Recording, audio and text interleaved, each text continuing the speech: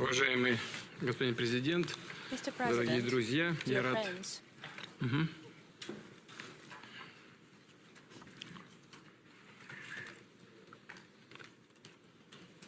Да. Уважаемый господин президент, дорогие друзья, я рад нашей новой встрече и возможности сверить часы по актуальным вопросам. Российско-эритрейские связи носят дружественный характер, продолжают развиваться на принципах равноправия, взаимного уважения.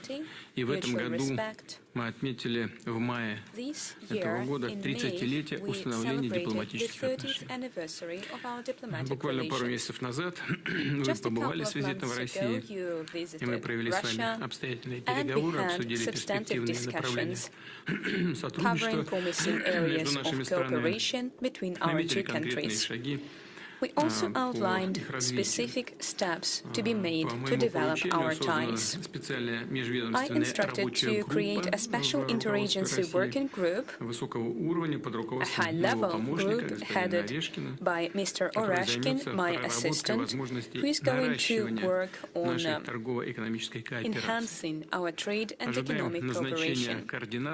We are waiting for Eritrea to appoint a co-coordinator of this group. We hope that this meeting and your participation in general discussions today внесут по ее результатам, во всяком случае, свой вклад в укрепление связи между Россией и Эритреей. Я очень рад вас видеть. Еще раз добро пожаловать.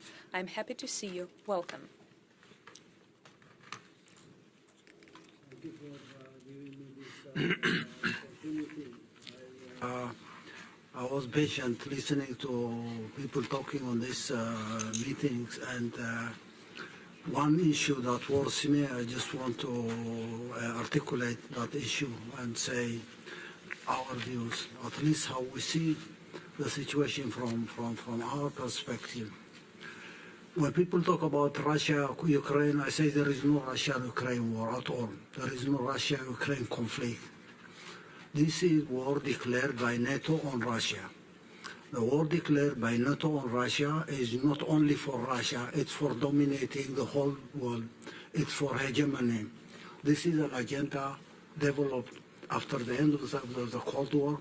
They came up with this fantasy about containing Russia, containing any power, small, big, that challenge them technologically, economically, socially, culturally. They have to contain everybody. This defunct ideology, it's a defunct ideology.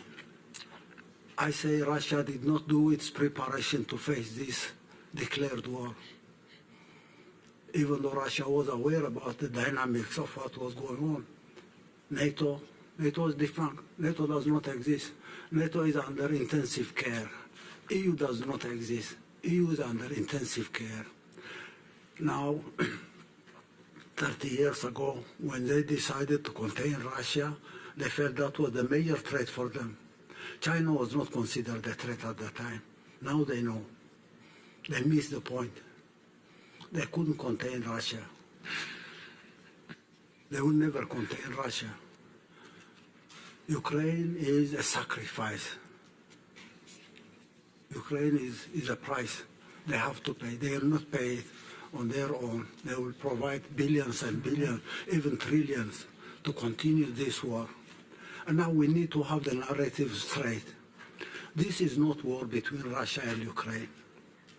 This is declared war against Russia because Russia was the major threat at the time. Now they can't dominate the whole world. They have to defeat Russia so that they hegemonize everything.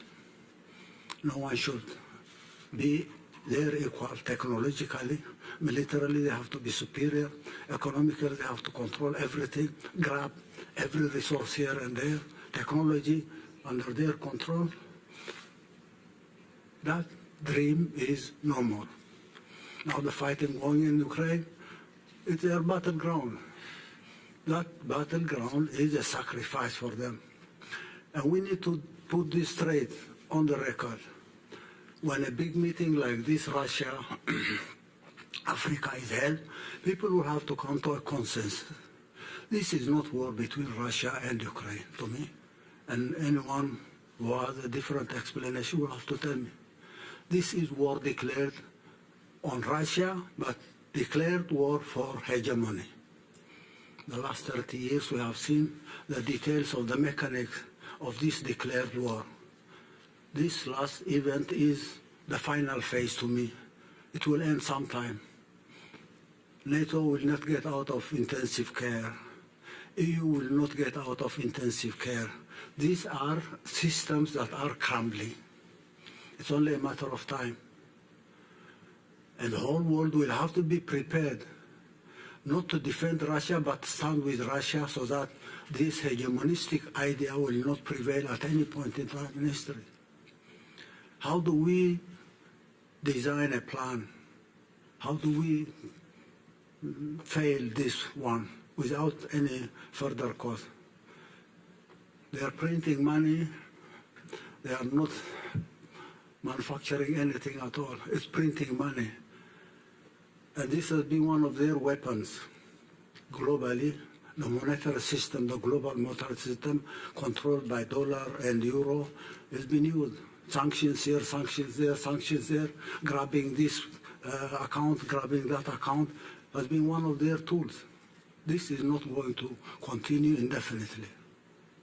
And we need a new financial architecture globally, not controlled by euro, not controlled by the dollar, not controlled by other currencies. To me, this failure of the attempt to contain Russia will immediately move to the east. Containing China is their next agenda. They may be playing a very deceptive tactic on trying to tell everyone, oh no, we have to work with China, we have to do this and that. Their miscalculation about China has proved to be wrong. They felt probably they have the technology, they have everything. The Chinese can only copy. They will never equal them. So they will contain Russia, but make friendship with China and continue taking advantage of that so that containing Russia will be easier for them to do. Now China is out of control. Containing China from Taiwan, from India, from Japan, from South Korea, from Australia. How do they do it? How will they do it? That challenge is coming next. But first they need to deal with Russia. How are they going to deal with Russia and then next move to China? How can they deal with everybody? How do they contain us? Imagine this tiny Eritrea is being contained by them. We're being punished with their sanctions every time. We have to be punished because we're not bowing. We are not bound to their conditionalities. We are a very small threat. We are not even a threat to them. But they have to contain us. Sanctions, sanctions, sanctions, sanctions, conflict here, conflict there. Now, I think we need to strategize. And I say Russia will have to lead this strategy. Russia will have to design a plan on facing this declared war. Not only on Russia, but it's a global war. And everybody should come and join Russia on this strategy. The sooner the better. The easier way we can control this hegemonistic strategy and frustrate that strategy, we give peace. Development will come. Nobody is going to bother us. Nobody is going to bully everybody. Sanction, sanction, bully, defamation, demonize, psychological warfare, sanctions. We need a strategy, an alternative strategy for this hegemonistic declaration of war. And every event, bilateral, multilateral, will have to adopt this strategy. And that's why I said during my intervention, Russia should design a strategy. It's not because Russia will have to do everything. We can make our contributions. It's a matter of ideas. How do we face this hegemonistic strategy so that we can implement bilateral programs, technology, industrialization, agriculture, energy, water management, services, tourism, life, at all. How do we do that? Now, and we have to take this into a historical context. This is a continuation of the classical slavery. After slavery came colonialism. Slavery was exterminating populations, exterminating 9 million in the Congo, exterminating the Red Indians in North America, in Canada, exterminating indigenous population and grabbing their land, controlling. And when they control land, they have to take slaves from Africa for their cotton plantation in the United States. That was slavery. Continues to be slavery as is. And then industrialization came. When industrialization comes up, it's a matter of grabbing other resources, and a continuation of slavery under a different form. Colonialism came. They had to colonize land so that they grab land, they control labor, they enslave everybody. Neocolonialism was there. The Cold War, Russia was the hope for the people of the world when the Soviet Union was there. Unfortunately, leaders in the Soviet Union made their mistakes to see the collapse of the Soviet Union, which was a historic tragedy, as you at one point mentioned. That was a historic strategy. In the course of the history of humanity, that was a catastrophe. And that was one of the reasons that encouraged people like Fukuyama, Huntington, to design their strategy of hegemony. Because the Soviet Union collapsed, the Soviet Union disintegrated, then they felt they can control the world for the coming 50 years, 100 years, without anyone challenging them. And that was when this hegemonistic fantasia was developed. Hegemonize. We have seen what they have done the last 30 years. It's a continuation of the same ideology of slavery, colonialism, neocolonialism, then hegemony. The world will have to get out of this state of affair. We are at a crossroads. We believe we are in a transition to a new world order. How do we design a new world order? How can we possibly strategize? How do we mobilize resources? How do we make people aware everywhere that this threat is there for them? And they get out of this so that they can enjoy their liberty, their freedom, their development without this hegemonistic idea. So I think this issue will have to be exhaustively addressed, and we need to come up with concrete plans. We will be making our modest contribution. But we have the idea that this, say, the Russia-Africa partnership is one part of the bigger global partnership that will have to be developed. And Russia will have to take the lead because Russia has been targeted and is still targeted.